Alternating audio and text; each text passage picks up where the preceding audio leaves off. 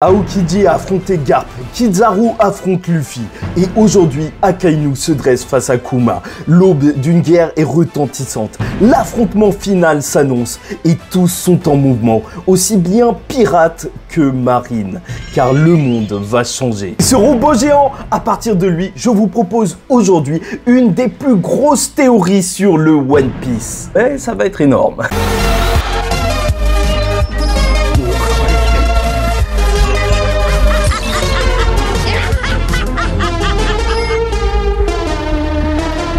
Mesdames et messieurs, ici Chage et on se retrouve aujourd'hui pour la review du chapitre 1092 de One Piece, le carnage du tyran en terre sacrée. Et bien sûr, on retrouve Jinbei dès la page cover qui porte des poissons, un homme poisson avec des poissons.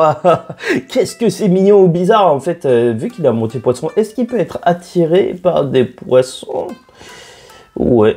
Dans tous les cas, on se fera la review en 3 parties. Une première sur Akainu et Kuma, bien sûr, avec les origines même de Kuma, il faut qu'on parle de ça. Ensuite, Kizaru, Luffy. Et bien sûr, on terminera sur l'énorme théorie sur le robot géant qui se réveille, qui pourrait peut-être être la clé du One Piece. C'est parti. Akainu et Kuma et la guerre finale. Donc, on se retrouve le jour précédent sur Marijoa, alors que Kuma a grimpé Redline à la propre force de ses mains. Donc, il se retrouve là en train de chercher quelque chose. Il atteint un objectif que personne ne connaît. L'esclave invincible est dur à retenir, même pour la garde des dragons célestes. Et bien sûr, il va réussir à tout détruire grâce à son Ursus Shock. Il ne reste alors plus rien à part Akainu qui apparaît devant lui. Dans un sens, je vous avoue que je suis un petit peu déçu parce qu'on a eu l'introduction lors de cet arc quand même des chevaliers divins et c'était peut-être le moment parfait pour nous les montrer en pleine action. Sauf que c'est Akainu et en même temps, c'est tout à fait normal. Ce qui s'est passé à Marijoa était historique avec l'incident des révolutionnaires, la mort de Cobra et Sabo. Et maintenant, là, ça continue avec Kuma. Il faut faire quelque chose et c'est pour ça que l'amiral en chef est ici. Et bien évidemment que Akainu va commencer à tabasser Kuma, mais extrêmement violemment. D'un seul coup, le coup qui aura réussi à détruire Barbe Blanche, bon, en plus de centaines de canons et de la traîtrise de son fils chauve qui devrait se raser les cheveux. Donc, bien sûr, cette technique ira jusqu'à exploser la moitié du visage de Kuma. Du sang va couler, Akainu le voit. Ce n'est pas quand même entièrement un robot, mais il va s'enfuir. Donc, en utilisant son fruit du démon, on dirait avec une bulle sous son pied et donc s'envoler hyper lent. Bref. En tout cas, il faut respecter l'amiral en chef Akainu en termes de puissance. C'est tout à fait normal de fuir devant lui. L'équipage de Barbe Noire avait fui devant lui. Sa puissance destructrice est la plus grande parmi les fruits du démon. En plus, il a sûrement un acquis de l'armement avancé, un acquis de l'observation avancée, vu tout ce qu'on a vu à Marineford. Oui, et en plus, tout simplement, il est amiral en chef.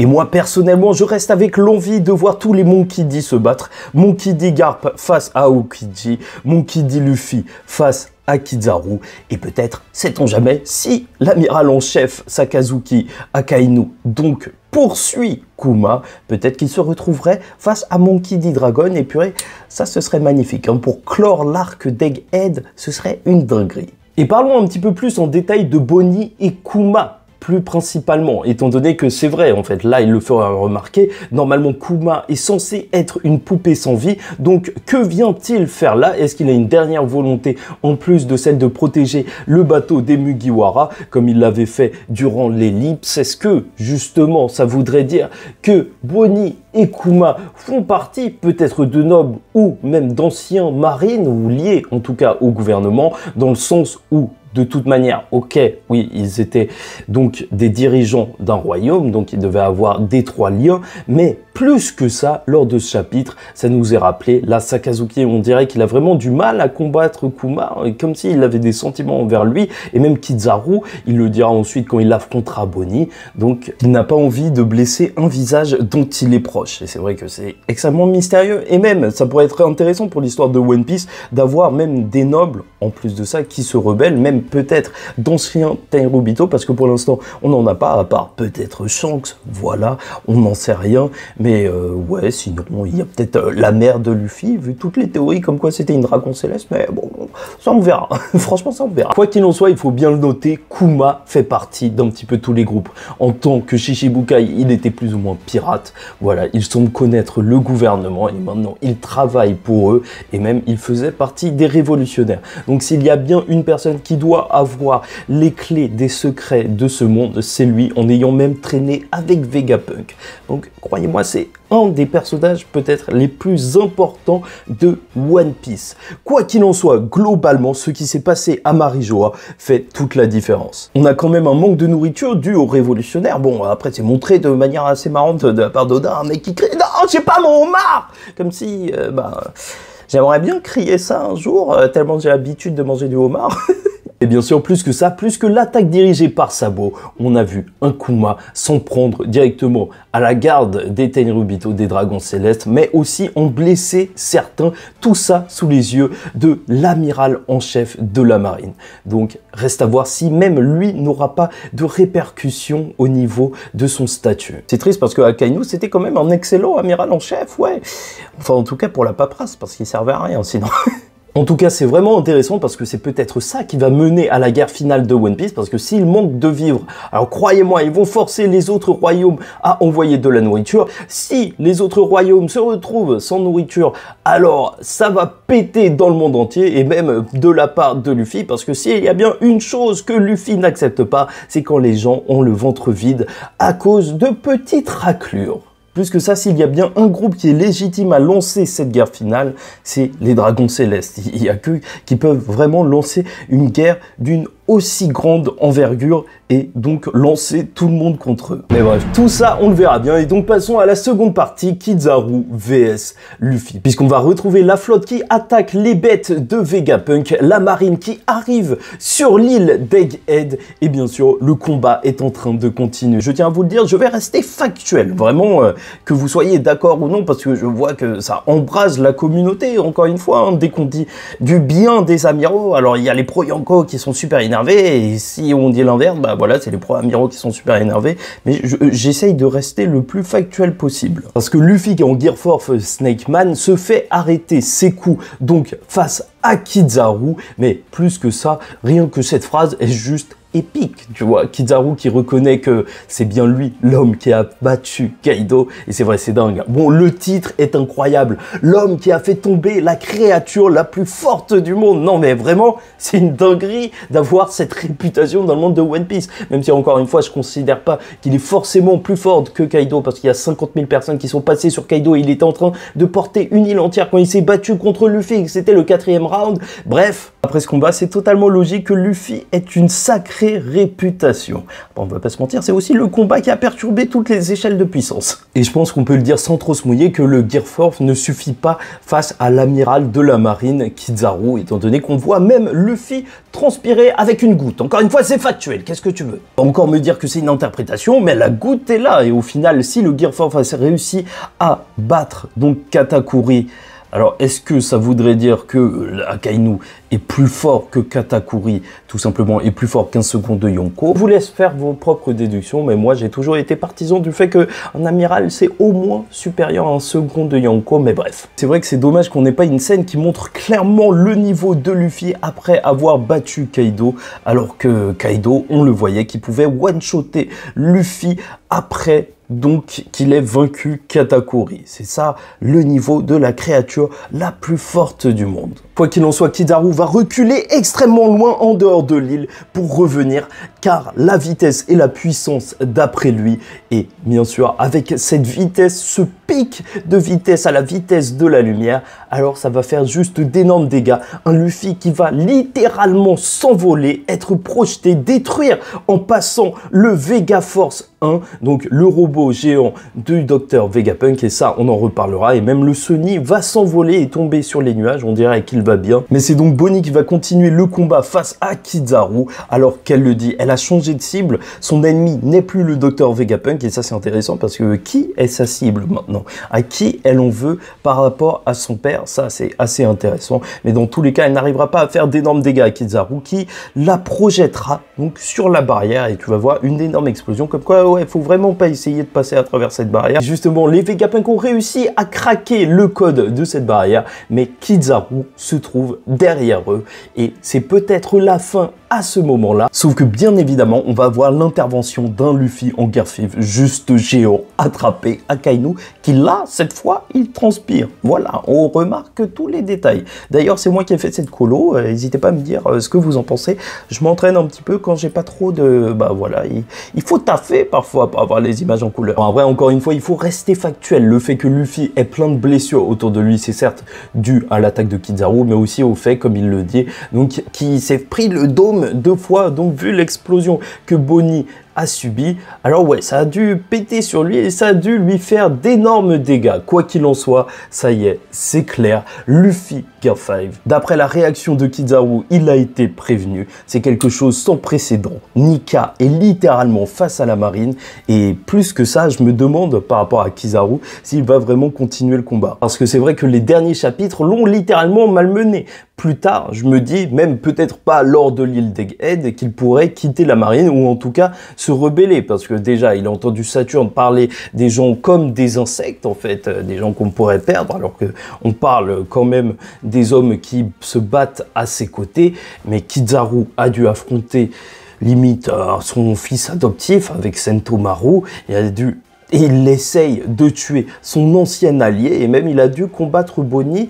Et donc là, ça commence à faire beaucoup. Hein. Moi, j'ai hâte qu'il y ait des répercussions par rapport à tout ça, et qu'on ne dise pas juste ouais, c'est dur pour moi d'affronter mon fils. Bref, tout ça, on le verra bien. Mais venons-en directement à la théorie sur le One Piece, avec l'éveil du robot géant qui a lieu lors de cette fin de chapitre au son des tambours du cœur de Luffy. D'ailleurs, n'hésitez pas à liker ou disliker la vidéo, commenter, donner votre avis sur la théorie que je vais vous évoquer, ou même sur le chapitre tout entier, et vous abonner si vous n'êtes pas encore abonné. On suivra One Piece jusqu'à la fin, même si à chaque fois je me prendrai les foudres d'une certaine commu. Si je dis qu'un amiral est supérieur à un Yonko, ou même inversement, oui, on continuera de se battre, mais je veux bien votre soutien. Donc parlons-en de cette dernière partie, Joy Boy, roi d'Egghead. Et là, il faut revenir un petit peu dans le passé, puisque dans le chapitre 1067, on apprenait de la part de Vegapunk que ce vieux robot géant avait attaqué Marijoa il y a de cela 200 ans. Déjà, ça c'est bizarre, parce que cette histoire de l'ancien royaume et compagnie, bah ça c'était il y a 800 ans. Sauf que là,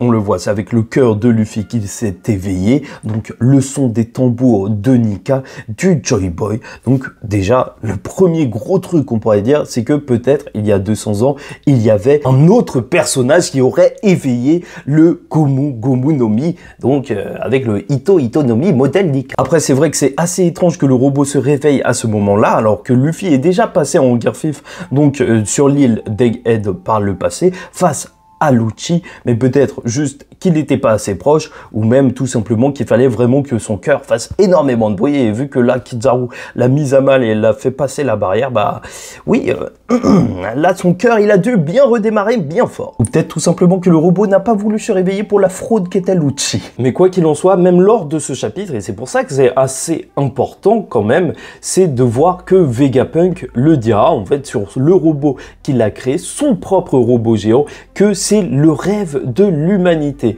Et ça, c'est assez étrange, parce que pourquoi en fait? Qu'est-ce qui s'est passé? Qu'est-ce qu'il a pu voir sur même le réel robot géant en fait, pour qu'il pense que ce serait le rêve de l'humanité? Est-ce que c'était vraiment l'arme secrète de l'ancien royaume?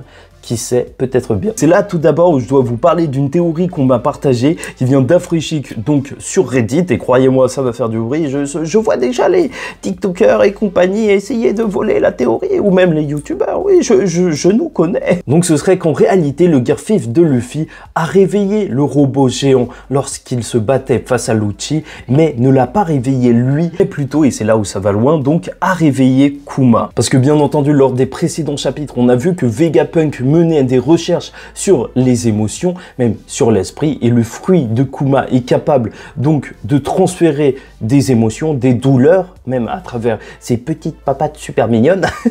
Mais plus que ça, est-ce que grâce à son fruit, il aurait pu transférer la conscience même d'un robot géant pour la mettre dans sa tête, sachant que les objets dans le monde de One Piece ont une conscience, hein, pas la peine de reparler du Mary, donc oui, peut-être bien que Kuma a acquéri l'esprit du robot de l'ancien royaume et ça expliquerait pourquoi il est parti à Marijoa, vu qu'il y a 200 ans, donc le vrai robot géant était parti attaquer la terre des dragons célestes. Et donc il aurait simplement continué sa mission. Il y aurait alors deux anciens robots géants, un qu'on voit sur l'île d'Egghead et l'autre, donc, qui serait dans l'esprit de Kuma et qui habiterait le corps de Kuma. C'est vrai que si on croit à ces théories, alors peut-être que le docteur Vegapunk aurait mis l'esprit de Kuma juste tout simplement autre part et qu'il se cacherait, je sais pas, dans une théière. Quoi qu'il en soit, je trouvais la théorie assez intéressante pour vous la partager et surtout vous partager les sources pour que vous puissiez habilement la reconnaître quand vous la verrez sur d'autres chaînes qui ne la citeront pas. Et là, t'es sûrement en train de te dire que je t'ai arnaqué et qu'on n'est pas en train de parler du One Piece, mais t'inquiète pas, je vais y venir. Parce qu'avant tout, je dois vous le dire, on est sur l'île de l'armement de la marine. On voit que les armes sont ultra importantes, que ce soit à travers les séraphins, les créatures de Vegapunk ou même les pacifistas. Et donc, là, voir ce robot géant être réveillé, voir même tout le mystère qu'il y a autour. Vegapunk qui dit que c'est le rêve de l'humanité, un robot géant comme ça, ben je suis sûr et j'espère qu'il fera d'énormes dégâts. Et peut-être même qu'il pourrait être à l'aube de la guerre finale de One Piece. Parce que sait-on jamais, ce robot géant, ça se trouve qu'il va faire un carnage, qu'il va détruire l'île tout entière, qu'il va détruire des bateaux de la marine, ou même tuer Saturne. Alors là, t'es sûr que tout le monde serait en panique, même juste détruire l'île et les connaissances de Vegapunk, alors que c'est un des objectifs de la marine de les conserver et du gouvernement mondial. Alors oui, si ce robot géant commence à faire un carnage, ça pourrait juste être énorme. Et dans tous les cas, il y a vraiment un parallèle entre Kuma qui fait un carnage à Marijoa et ce robot qui risque de se réveiller bientôt. Plus que ça, symboliquement, ce serait intéressant que ce soit le robot géant qui lance la grande guerre finale de One Piece, dans le sens où ce serait l'ancien royaume, et donc Luffy qui prendrait tout sur son dos, parce que tout le monde dirait, bah en fait, c'est parce que Luffy était là, parce que Nika était là, donc ce serait à l'initiative de Luffy, d'après le gouvernement mondial et d'après le monde entier, mais il ne ferait que continuer une guerre qui avait été lancée par l'ancien royaume. Et ça, ce serait excellent. Parce que One Piece, c'est une histoire de volonté qui continue à être transmise. Et donc là, pourquoi Luffy voudrait se battre contre le gouvernement? Luffy continuerait le combat des anciens. Donc, tenez-vous bien, le rapport avec le One Piece, c'est que, bien entendu, Kizaru a entendu la musique de boss. Oui, le son du cœur de Luffy, ça veut dire qu'il va bientôt être poutré. Mais plus que ça, si le robot s'est éveillé grâce au son du cœur de Luffy, au battement du cœur de Joy Boy, alors là, c'est intéressant, parce que ça veut dire que pour déverrouiller les iPhones dans l'ancien royaume, bah, il fallait des battements de cœur. Peut-être qu'Apple devrait travailler dessus. Mais plus que ça, on peut se demander si cette technologie est étendue. Et donc, peut-être que Roger était arrivé sur Laugh Tale, mais qu'il fallait le son du cœur du Joy Boy pour justement débloquer le One Piece. À partir du moment où on sait que les tambours de Nika servent de système de déverrouillage, alors tout devient plus ou moins limpide. Peut-être que Shanks, c'est pour ça qu'il a décidé d'aller chercher le One Piece. Il a vu la prime de Luffy, il a vu l'éveil de Nika, l'éveil de Joy Boy, et donc il savait que maintenant il pouvait atteindre le One Piece. Que la clé perdue pour ouvrir ce trésor légendaire est désormais parmi ce monde, le cœur de Monkey D. Luffy. N'hésitez vraiment pas à me dire ce que vous en pensez en commentaire, mais globalement, le chapitre 1092 de One Piece, c'est l'avènement d'un changement. La terre sainte de Marijoa se fait une nouvelle fois saccagée, cette fois par Kuma, qui n'est plus qu'un robot incompréhensible, arrêté par l'amiral en chef Akainu. Son lien avec le gouvernement, le passé du tyran et de Bonnie cache bien des mystères. Et alors que Luffy, face à Kizaru, éveille sans le vouloir le robot de l'ancien royaume, peut-être que l'arc de l'île d'Egghead dévoile son véritable but. Ce ne serait pas seulement le début de la saga finale, mais bien le début de la découverte du One Piece à laquelle on assiste. L'arme de l'ancien royaume s'éveille au son du cœur de Joy Boy et Nika vient protéger ses amis, mais surtout délivrer le monde. Mais quoi qu'il en soit, le One Piece n'a jamais semblé être aussi proche.